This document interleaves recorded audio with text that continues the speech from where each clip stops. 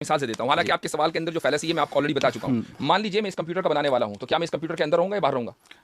Sir असल में ये जो कंप्यूटर है ना, ये टाइम और स्पेस फैब्रिक के अंदर एग्जिस्ट करता है। लेकिन इसके बावजूद, और मैं भी करता हूँ, और मैं भी करता हूँ, बड़ी मासूम वाली मिसाल नहीं, मैं भी करता हूँ। बहुत मासूम मिसाल है सर, ये मासूम लोगों को समझाने के लिए भाई। अब आप ये देखिए, हम बहुत ही मासूम हैं। देखिए आप मुझे बोलने नहीं दे रहे, मैं अपनी बात मुकम्मल कर लूं कि जब हम दोनों टाइम और स्पेस के अंदर एग्जिस्ट करते हैं उसके फैब्रिक में, और मैं एक चीज को बनाने के बावजूद इसके बाहर हूं, तो जो इस पूरे फैब्रिक को बनाने वाला है उस फैब्रिक में कैसे होगा? मैं यही तो बता रहा हूं कि ये आपके दावे की फैलेसी है, क्योंकि इस मेरी लेट मी कंप्लीट सर, क्योंकि इससे ना वो फिर वो खलते मबहस हो जाएगा। मैं ये जो कंप्यूटर की जो आपने मिसाल दी है वो इसलिए सादिक नहीं आती मेरी राय में वाजदी भाई, कि जो कंप्यूटर है वो टाइम और स्पेस के अंदर एग्जिस्ट करता है और आप भी टाइम और स्पेस के अंदर एग्जिस्ट करते हैं। लेकिन ये जो यूनिवर्स है ना, ये टाइम और स्पेस की एग्जिस्टेंस का शाहकार है। लेकिन आपका ये दावा है कि इस टाइम और स्पेस को क्रिएटर ने क्रिएट किया है। तो टाइम और स्पेस को अगर क्रिएटर ने क्रिएट किया है तो वो उससे पहले खुद कहां था, इसी को समझने की कोशिश मैं जो आपके इस दावे के फॉल्सहुड को बयान करना चाह रहा हूं, मैं ये बता रहा हूं कि आपका ये जो दावा या जो नैरेटिव है ये फॉल्स इक्विवेलेंस कहलाता है। क्योंकि आपने क्रिएटर को अपने जैसा समझा कि जैसे आप टाइम और स्पेस की फैब्रिक में है तो क्रिएटर भी किसी ना किसी टाइम स्पेस की फैब्रिक में होगा। यही फॉल्स इक्विवेलेंस है, इसी को अरबी में क़ियासुल गायब अला शाहिद कहा जाता है। इसलिए और यही चीज बुनियादी तौर पर गलत है कि जब हमारा हो सकता है मैं यही समझ जाऊं तो मैं बस अपना सारा मुकदमा वापस ले लूं। मुझे सिर्फ ये फॉल्स इक्विवेलेंस समझा दें। मैं आपसे मेरा मकसद जो है, मैं समझाता हूं आपको कैसे। मैं आपको समझाता हूं फॉल्स इक्विवेलेंस कैसे। मेरे बहुत सारे जो सुनने वाले हैं, आपके बहुत सारे सुनने वाले हैं, टाइम और स्पेस क्रिएट किए गए हैं। उससे पहले आप ये कह रहे हैं कि खुदा भी किसी टाइम और स्पेस में था? नहीं, फिर वो आज भी नहीं है, वो तो लाज़मान और लामकान है। यानी वो नहीं है, वो लाज़मान और खुसूसियात ना होने की होती हैं सर। ये लाज़मान और लामकान है जी नहीं। ये इसीलिए मैं कह रहा हूं कि जो खुसूसियात ना होने की होती हैं ये मादी चीज के ना होने की खुसूसियात होती हैं। हम खुदा को मादी ही नहीं मानते। अच्छा, वो मादी नहीं है? बिल्कुल नहीं है। अगर वो मादी होता तो वो किसी न किसी ज़मान मकान में होता। वो मादे का क्रिएटर है। क्योंकि अगर वो मादी होगा, मैं आपको बताता हूं क्यों नहीं है। अगर वो मादी होगा तो उसका भी कोई ना कोई क्रिएटर होगा, और अगर उसका भी वो भी मादी होगा, उसका भी कोई ना कोई क्रिएटर होगा। इसी को आप कहते हैं इन्फिनिट रिग्रेस। तो क्या आप इन्फिनिट रिग्रेस को फैलेसी नहीं मानते? जी बिल्कुल मानते हैं। मुझे ये बताइए कि एक गैर मादी चीज जो है वो मादे को कैसे ज़हूर में लाती है? इसलिए कि आपने सिर्फ मादी चीजें देखी हैं। हम चूंकि जिन चीजों के यूज्ड टू हैं, हम उन्हीं चीज के ऊपर बुनियाद बनाकर फैसला कर लेते हैं। ये नहीं, इसी को मैं कहना चाह रहा हूं कि इसी को हम बोलते हैं फॉल्स इक्विवेलेंस, कि चूंकि हम एक मादी को मादी से यानी एनालाइज कर रहे हैं या उसमें कयास कर रहे हैं।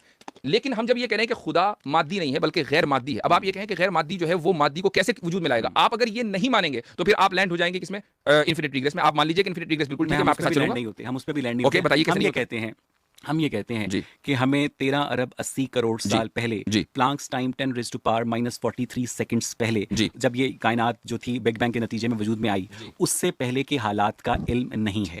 हमारा ये दावा है, और आप लोगों का ये दावा है कि उससे पहले जो था क्रिएटर एग्जिस्ट करता था।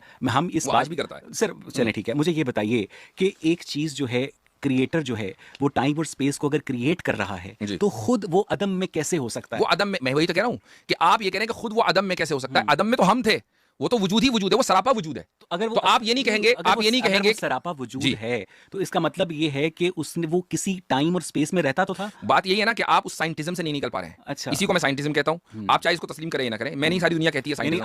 हम साइंटिज्म, हम साइंटिस्टिक बिलीव नहीं रखते हैं। साइंटिफिक हम थ्योरीज मान लेते हैं, लेकिन साइंटिस्टिक बिलीव नहीं रखते हैं। उसकी वजह यह है कि आप किसी भी चीज को जांचते और नापते हैं मादे के जरिए। गैर मादी वजूद के आप कायल नहीं है, नहीं है ना? आप कैसे हुए? आप गैर मादी वजूद के, आप गैर मादी वजूद के कायल नहीं हो ना सर? नहीं है ना? आप कैसे हुए? आपके अंदर शऊर नहीं है सर। तो जो शऊर है वो मादे का मजहर है। Consciousness is the reflection of. आप ये कह रहे हैं कि शऊर और ब्रेन दोनों एक चीज है? नहीं, एक चीज नहीं है। ओके, क्या है वो? ब्रेन एक फिजिकल चीज है, और ब्रेन के अंदर जो इलेक्ट्रिकल एक्टिविटी है, जो उसकी मैनिफेस्टेशन है, वो कॉन्शियसनेस है। ठीक है सर, इधर उधर की बातें नहीं, इधर उधर की नहीं, बहुत इंपॉर्टेंट है। अगर हम मादे और गैर मादे की बात कर रहे हैं तो शऊर के ऊपर तो बात होगी, क्योंकि शऊर एग्जिस्ट करता है और गैर मादी है। आप मुझे बता दीजिए कि शऊर एग्जिस्ट नहीं करता, या कह दीजिए कि वो मादी है। क्या जो शऊर है वो दिमाग के बाहर एग्जिस्ट करता है? क्या दिमाग के बगैर? बिल्कुल कर सकता है, बिल्कुल कर सकता है। मुझे ये समझा दें, बिल्कुल कर सकता है। मुझे ये बताएं कि वाजिद ये जरूर है, शऊर है, ये जरूर है, आपकी वफात के बाद क्या एग्जिस्ट करेगा? ये जरूर, बिल्कुल हो सकता है, बिल्कुल हो सकता है। मैं लेकिन अगर आप ये कहें कि मादा यानी शऊर और दिमाग दोनों एक ही चीज है, अगर आप ये साबित कर दें तो फिर मैं अपने इस दावे को वापस ले लूंगा। लेकिन अगर आप ये दो अलग अलग चीजें हैं, अगर ये दो अलग अलग चीजें, शऊर जो है दिमाग की प्रॉपर्टी है, दिमाग का कैरेक्टरिस्टिक है, दिमाग की सिफ्त है। जब ब्रेन डेथ हो जाती है तो शऊर खत्म हो जाता है। हमारे जो न्यूरल सर्किट्स होते हैं उनमें न्यूरॉन्स की बम्बार्टमेंट होती है, जिसके नतीजे में कॉन्शियसनेस इवॉल्व होती है। मुझे सिर्फ ये बता दें कि क्या इमाम गजाली गलत कहते हैं कि खुदा का जो तख्त है बाकायदा ज़्यादा तौर पर एग्जिस्ट करता है। मुझे ये बता दें कि जब जिस मजहबी खुदा की मौजूदगी को आपने दावा करके ये कहा है कि उसने बाकायदा फरिश्तों से गुफ्तगू की, उसने इब्लीस से गुफ्तगू की कि तू आदम को सजदा करे, वो जो गैर मादी वजूद है वो बाकायदा तमाम तर उन्हीं प्रॉपर्टीज़ का इजहार करता हुआ हमें नज़र आ रहा है जो कि मादे की प्रॉपर्टीज़ हैं। तो इसका मतलब ये है कि आप अभी तक मुझे ये नहीं बता सके कि एक गैर मादी वजूद जो है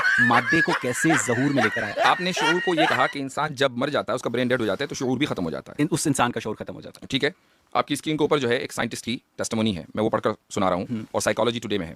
according to the decade long scientist का नाम क्या है? में आ रहा है। According to the decades long research of Dr. Peter Fenwick, a highly regarded neuropsychiatrist who has been studying the human brain, consciousness, and the phenomena of near-death experience (NDE) for 50 years, consciousness persists after death. In fact, Fenwick believes that consciousness actually exists independently and outside of the brain as an inherent property of the universe itself, like dark matter and dark energy or gravity. Hence, if in Fenwick's view, the brain does not create or produce consciousness, rather it filters it. जिस तरह वाजदी साहब कहेंगे कि creator है और हम नहीं मान सकते, उसी तरह अगर डॉक्टर पीटर फैनविक ये कहेंगे कि कॉन्शियसनेस ब्रेन से बाहर एग्जिस्ट, आप नहीं मानेंगे। मैं सिर्फ ये पूछूंगा वाजदी साहब कि कॉन्शियसनेस ब्रेन से बाहर कहाँ एग्जिस्ट करती है, उसका कहाँ का फिर सवाल वही आएगा, जैसे कि मैं बताऊंगा कि कहाँ एग्जिस्ट करती है, तो मैं फौरन कह रहा हूँ कि शऊर मादी है, जबकि हम शऊर को गैर मादी मानते हैं। यही तो पॉइंट है। जो शऊर है, यही पॉइंट है। वो अगर गैर मादी है तो वो अपनी मैनिफेस्टेशन के लिए एक मादी दिमाग का मोहताज क्यों है? उसको एक कैरियर क्यों चाहिए? इसलिए कि शऊर खालिक नहीं है,